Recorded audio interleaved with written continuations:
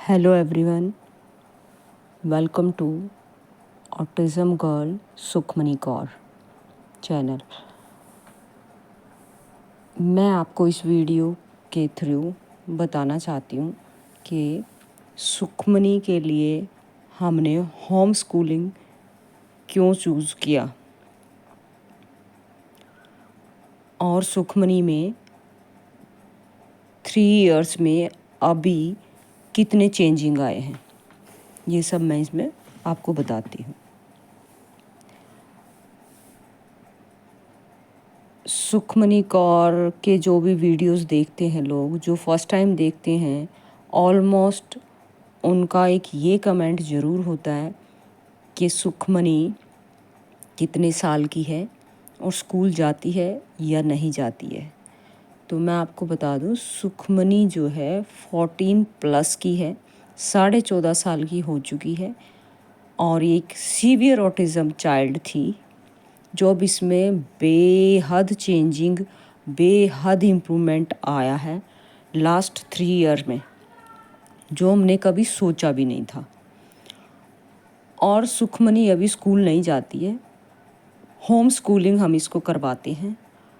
इसके पीछे कई कारण हैं कि हम इसको होम स्कूलिंग हमने क्यों स्टार्ट की। 4th क्लास तक तो सुखमनी ने नॉर्मल स्कूल से पास आउट किया है। 9 साल तक सुखमनी कंटिन्यू स्कूल गई है। जो आंगनवाड़ी होती है, उस आंगनवाड़ी से लेके 4th क्लास तक सुखमन 9 साल तक स्कूल गई है। 9 ईयर तक स्कूल जाने के बावजूद हमने लास्ट 3 ईयर पहले हमने डिसीज़न लिया कि सुखमनी को अब हम स्कूल में नहीं भेजेंगे। जब कोरोना था तो कोरोने में सारे बच्चे घर में थे, तो सुखमनी भी घर में थी। तो उसके बाद हमने डिसाइड किया अब हम सुखमनी को स्कूल में नहीं भेजेंगे। फर्स्ट रीज़न तो था कि सुखमनी को हम क्यों नहीं स्कूल भेजेंगे कि वो बड़ी होती जा रही थी और 12 साल की हो चुकी थी जब हमने स्कूल उसका बंद किया है स्कूल जाना। सबसे पहले तो हमें यही थी टेंशन कि उसको स्कूल में कोई इतना ध्यान नहीं देता है, तो सुखमनी को कोई समझ नहीं थी, कुछ बोलती नहीं थी, कुछ ज़्यादा समझती नहीं थी, रोती चीखती चिल्लाती थी, तो वो तो अपने आप को क्या ही संभालेगी। हमने इसलिए डिसीज़न लिया, एक तो यही था कारण कि हम उसको स्कूल अब नहीं भेजेंगे, बड़ी हो रही है। दूसरा रीज़न ये भी था कि सुखमनी जब स्टार्टिंग में स्कूल में या आंगनवाड़ियों में जाने लगी, जिस स्कूल में सबसे पहले सुखमनी ने प्ले वे और नर्सरी की जो क्लास है वो पास आउट की उसने, सुखमनी ने, वो यहाँ से हमारे घर से चंडीगढ़ में दूर पे स्कूल है, यहाँ से काफ़ी दूर पड़ता है हमारे घर से। वहाँ पे रहते थे हम पहले किराए के मकान में। वहाँ से हम शिफ्ट हो गए पंजाब में, दूर आ गए काफ़ी। तब सुखमनी KG क्लास में पढ़ती थी, KG क्लास में, और प्ले वे से लेके KG क्लास तक जिस स्कूल में सुखमनी पढ़ती थी वहाँ की टीचर थी एक सुशीला मैडम। उन मैडम को उनको नहीं पता था ऑटिज़म क्या होता है, और उस टाइम मुझे भी नहीं पता था ऑटिज़म क्या होता है। जब ये सुखमनी 9 साल तक स्कूल गई, फर्स्ट स्कूल की इसकी जर्नी 3 साल की जो थी वो मैं आपको बता रही हूँ। वो मैडम मेरे बिल्कुल घर के पास ही रहती थी और सुखमनी को 3 साल उन्होंने ट्यूशन पे भी पढ़ाया और स्कूल में भी पढ़ाया। वही टीचर उसकी स्कूल में थी, वही टीचर उसकी ट्यूशन पे थी और हमारे घर के पास ही रहती थी। एक सुखमनी से उन टीचर को पता नहीं क्या लगाव हो गया था। हालांकि उस टाइम ना मुझे इतना ज़्यादा पता था ऑटिज़म क्या होता है और ना मैडम को पता था, क्योंकि सुखमनी उस टाइम 4 साल की एज, 4.5 साल की एज थी सुखमनी की। जब हमने फर्स्ट इसको स्कूल में डाला था तो 4 साल की इसकी एज थी।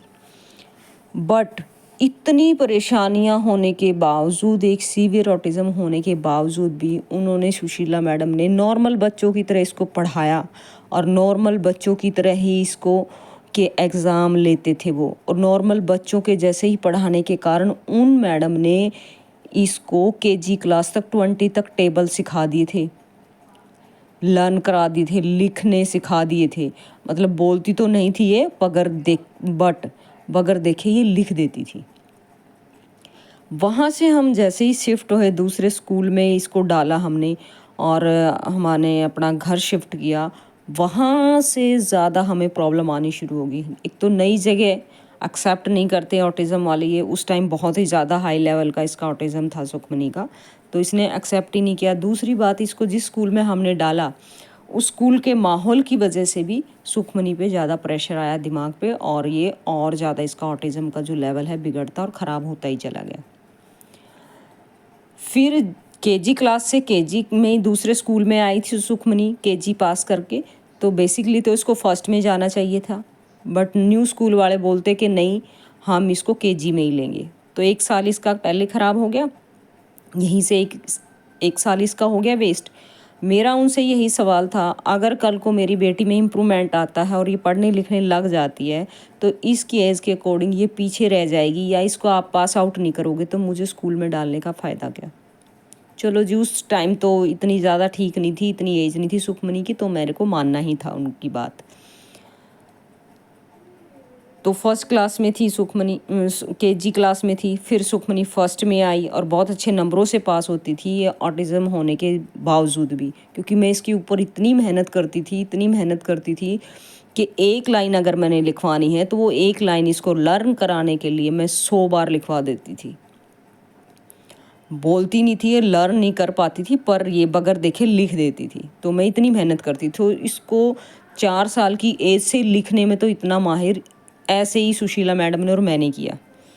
सबसे पहले तो सुशीला मैडम ने, और फिर मैंने इस पे, जब हम यहाँ शिफ्ट हो गए तो मैंने इसका लिखना नहीं बंद किया, बैठा देती थी मैं लिखने के लिए, लर्न करने के लिए। मतलब लर्न का मतलब ये हो गया, बोलती तो नहीं थी बट बगैर देखे लिखना मैंने सिखा दिया था। याद करना है भाई, ये जैसे मैंने एक लाइन लिख दी, उसमें से जो इसको वर्ड याद हो जाते थे लिखने के लिए वो तो ठीक है, जो उस लाइन में से अगर इसको वर्ड याद नहीं होते थे, मैं सिर्फ उसको निकाल लेती थी वर्ड को और वर्ड लिख देती थी ऊपर, उसको बोलती थी इसको 100 टाइम लिखो नीचे, तो इसके दिमाग में वो बात बैठ जाती थी। इतनी प्रैक्टिस मैंने इसकी कराई।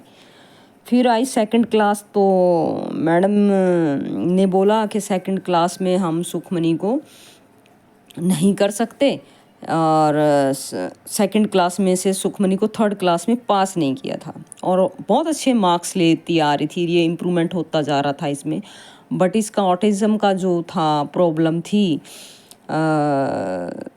ये रोना चीखना चिल्लाना था इसका। हालांकि कभी किसी बच्चे को इसने हार्म नहीं किया, किसी बच्चे को मारा नहीं, कुछ नहीं किया ऐसा, पर ये स्कूल में रोती थी। तो स्कूल वाले बोलते थे कि हमें और इनके पेरेंट्स को, भाई बाकी बच्चों के पेरेंट्स को प्रॉब्लम होगी, और बाकी बच्चों में इसको देख के डरते हैं या प्रॉब्लम में होते हैं, तो हम इसको सेकंड क्लास में तो नहीं सेकंड से थर्ड क्लास में हम नहीं कर पाएंगे।